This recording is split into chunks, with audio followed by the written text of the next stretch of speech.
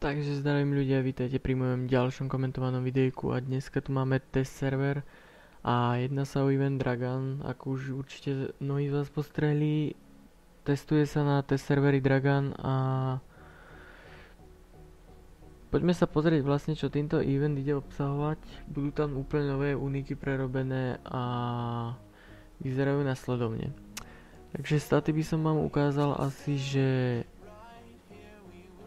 takto vám ich postupne ukážem a poprestrujem vám to, nech si to môžete prečítať.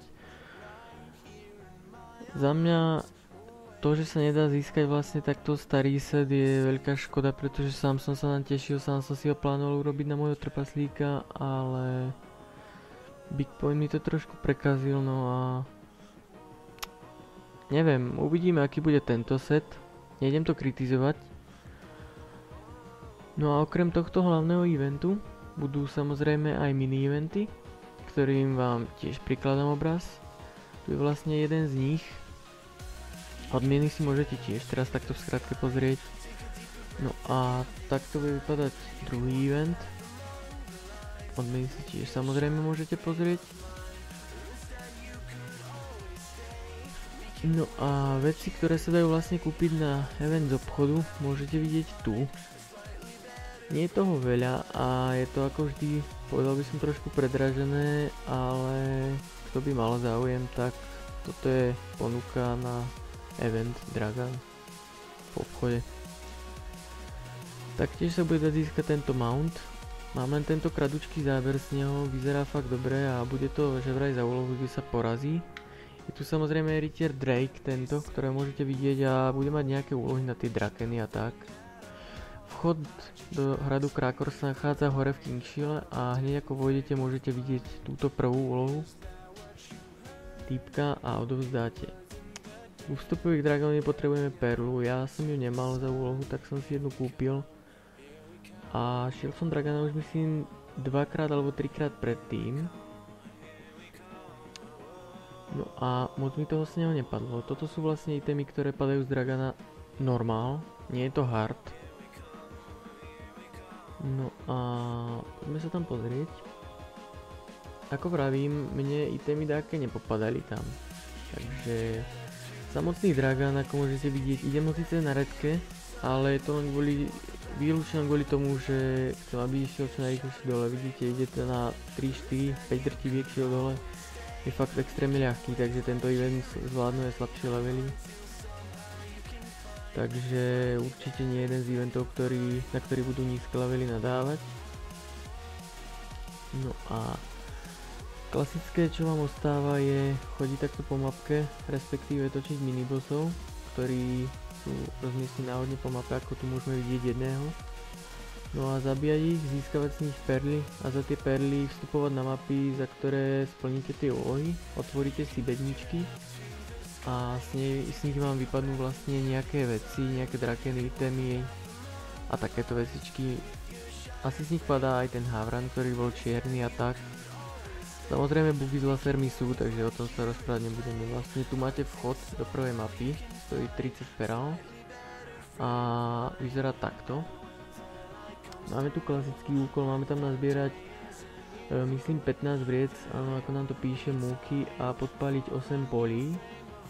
A na mape sú, ako ste mohli teraz vidieť, rôzne rozmiestnení minibosovia, za ktorých keď zabijete, myslím, že nezískavate nič, ale ak sa nemýlim, budú do úlohy, možno, že nie.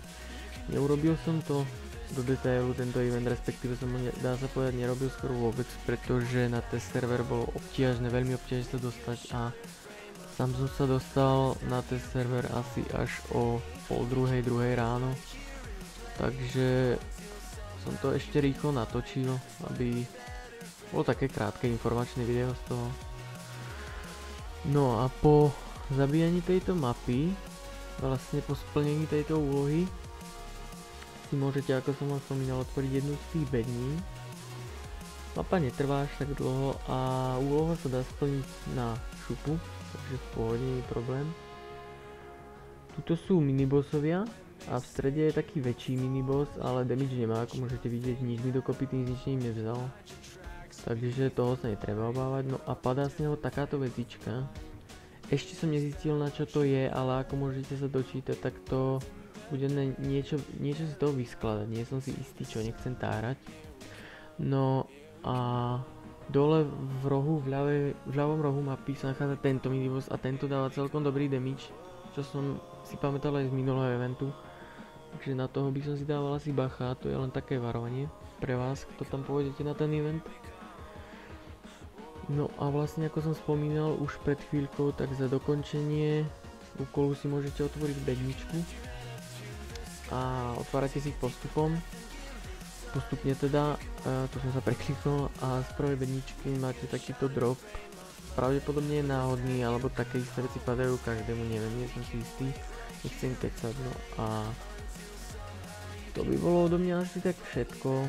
Povedal som v skratke veci, ktoré som povedať chcel a ešte čo by som chcel dodať je, že tu vám teraz zobrazím, čo vlastne prinesie Dragan, teda ako sa bude dať zohnať ten starý Dragan, čo som našiel na CSDSK Drakensang skupine na Facebooku. No a vlastne toto je jedna z možností, ako sa dá ten Dragan získať starý. Je to pomerne, ak mám za seba povedať, je to hodne drahé. Ako ja toľké drakeny kým našetrím, tak chvíľka prejde a je to hodne drahé, ale tak iná možnosť nie. Ešte myslím, že sú náhodné bedne, z ktorých vám padá náhodná vec do setu, stupeň 1 samozrejme, takže to budete musieť hodne kombinovať a asi miniete pritom ešte aj viac drakenov, takže neviem, no toto by bolo z môjho videa asi všetko, takže ďakujem za pozretie, môžete tam dať like, môžete tam dať odber pre podporu ďalších videí a podporu kanálu a vidíme sa na budúce pri nejakom ďalšom videu, takže majte sa, díky za pozornosť.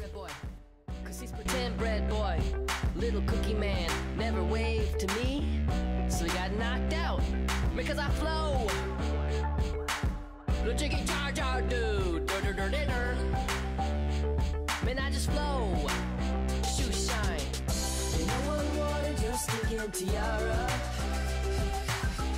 'cause no one wanted your sticky chair.